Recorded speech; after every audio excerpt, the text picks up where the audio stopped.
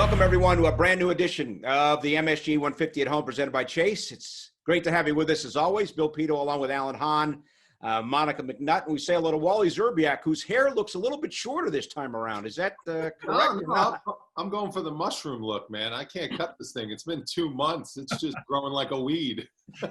Alan, you've gotten a haircut, though, since we started this show. I have not. I'm just faking it until I make it. Wally looks like a chia pet.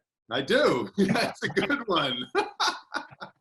That's perfect. I have not gotten a haircut either, Pito. Thanks for asking on the short hair. Your hair looks great, Monica. Thanks, Monica, you look great as always. Now, my sideburns have been chopped by my wife. How does that look like it was? Did she get, was it a hedge trimmer she used on those? No, the lawnmower. Hans chainsaw. Yeah, right. Guys, we got some potentially positive news on many fronts. We have professional baseball being played right now in South Korea. The German Soccer League hopes to restart play in the middle of the month.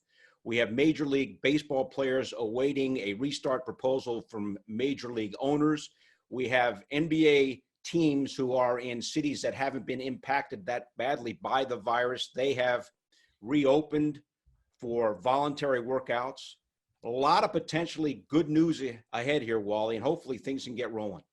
I hope so. I can't wait to get sports back. I've said this all along. I've been very positive as far as this goes, very optimistic as far as this goes. Where there's a will, there's a way.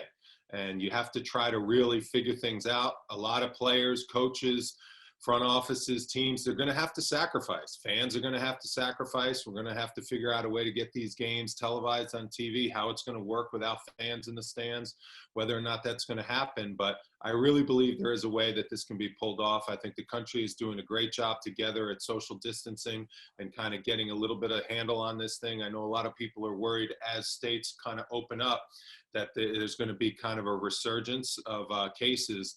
But hopefully, fingers crossed, that won't happen. Hopefully, all of us continue to do what we've been doing and social distancing because we're all in this together. And I would love to see baseball back. I'd love to see the NBA played in some type of, closed quarantine type situation where we can crown a champion and get to the playoffs. And I think it'd be a lot of fun to watch on TV and something that, the country needs. I think the country needs something to kind of galvanize them.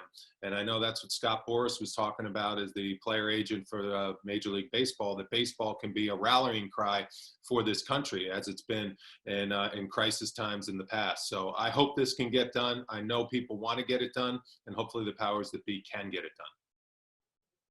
It's going to be interesting to see what it looks like when it does come out, because it feels like May is now becoming that phase 1 month for a lot of the sports leagues as they're talking about, okay, let's get our protocols in place and let's get everybody in agreement. This is one of those rare moments where the league and the union actually work together with not a lot of issues, and they try to come up with a plan that both sides can agree to, but they all agree on one thing, and they all want to get back to work and get back to playing.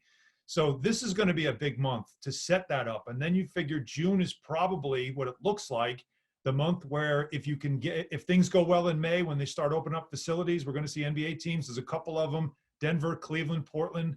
Their facilities will open on Friday. More will be next week. Around the NFL, they're trying to get something ready for May 15th so they can get their phase 1 going. And if everything goes well, then in June, you can start seeing training camps for the winter leagues, for NHL, for NBA, and then for Major League Baseball to get back into it again. Football, they're not as affected, obviously, because their season doesn't start until later. But Monica, what's going to be real interesting is, and we're seeing it in Korea, is how these games are going to look and feel with no one in the building.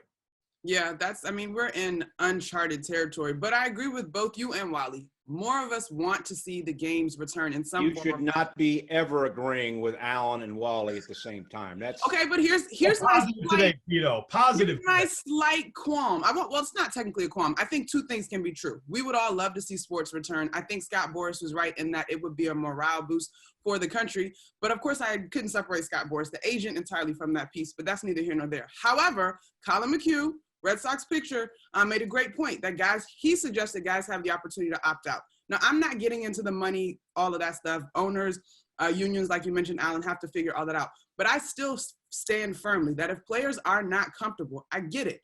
I understand if the league says X, Y, Z, this is what we're going to do. But if for whatever reason players are not comfortable, I think we've got to figure out a way to deal with that. I've got friends with small children. They're taking this thing so seriously because they were told if one of their kids gets sick, only one parent can stay at the hospital and you can't leave the hospital with your child. If something happens and these guys have families and they're not comfortable, we've got to be able to navigate this. Our athletes are not test subjects and they're not in the military. So if they're not comfortable, we have to take that seriously. Monica, to your point, Colin McHugh, just signed by the Red Sox, actually one time on the Mets, he's a pitcher. While he says that baseball players should have the opportunity to opt out of 2020 if they're not comfortable coming back if baseball restarts. Obviously, they wouldn't get paid, but they, in terms of McHugh's opinion, should not lose their spot on the roster if they decide to opt out. That is a very interesting take. It really is. And you can't fault him for having that opinion and for wanting to possibly take that stance. This is a serious, as we know this coronavirus is very serious and it's taking a lot of American lives. I mean, we're up around 70,000 lives, 70 plus. So I can completely understand where he's coming from. That has to be worked out on a contractual basis with your agent, with your teams, figuring out all kinds of salary cap stuff and everything. And that just adds another layer to trying to figure out how to get sports restarted. So I completely understand where he's coming from. You have to honor if he has that type of feel. Obviously, he shouldn't get paid. And if he's willing to give up his paycheck, then, that's up to him. But, that's going to add a couple things and make a lot of people think. And, it's going to add, it's going to make teams have to make adjustments on the fly to how they're going to field their rosters. It's going to be very complicated, especially when you think about the contract. Okay, so you're going to forfeit your salary. Do you forfeit the year of that salary as well? Now you move on. If you're a guy that has 1 year left, are you a free agent now after this? You could put a player on a 60-day DL and he could just miss, and then do it again. Like you can put players on a DL and then you can get that roster spot back because it does hurt the team if you're taking up a spot and I need a player in that spot and you're not playing. They can work all that stuff out. But I do think the harder part from the union perspective will be there are players who are all ready to play and there's a few that aren't comfortable with playing. How do you handle the finances of that? Because what if there's a player that's like, you know what, I don't really like the team I'm on. So I'm just going to say I'm not comfortable playing, and then I get out of this year of the contract and I can re-sign with another team. And I'm not saying, look, you always have to be careful of things. That's a great point, Al. That's a great point. It is. It's a good point. That's it. So it's very complicated, but it's completely understandable that if there is a player or there are some players who just don't want to do it because they feel like without a vaccine, this is still a risk. Wally, you think if you were on a team and you had players who didn't want to play, that would impact the chemistry of the team going forward? Definitely. Definitely. Listen, everyone is handling this crisis differently. People have different attitudes as far as whether or not they're going to go out to the grocery store, whether or not they're going to leave their homes, whether or not they're going to go to parks, whether or not, golf has been a huge debate, whether or not golf courses should be open and you can really, really, exhibit social distancing when you're doing something like that. So everyone's got a different philosophy on it. I just think as a player, you can only control yourself and you can only worry about what you can control and you can't worry about what you can't control. So you just got to take care of yourself. You got to make sure you do whatever you feel is to keep yourself safe. And if I had my teammates, I would hope they would all want to do the same because, especially teams that have a goal in mind to win a championship or in the playoffs, they can really they can bring a lot of enjoyment and light to a lot of Americans now in a time of need. And I think that's something that if you make a few sacrifices, in the end, it'll be very worthwhile. But I certainly see the other side of it. Wally, if someone like Karl Anthony Towns was your teammate, like you would totally respect a guy like that not being comfortable returning, right? Like, we can't, I think we're having this conversation and yes, athletes could boost the entire morale, but Karl Anthony Towns is just one of many, many athletes and he's been open and honest about his story, but we just don't know how close this thing has gotten to a number of athletes.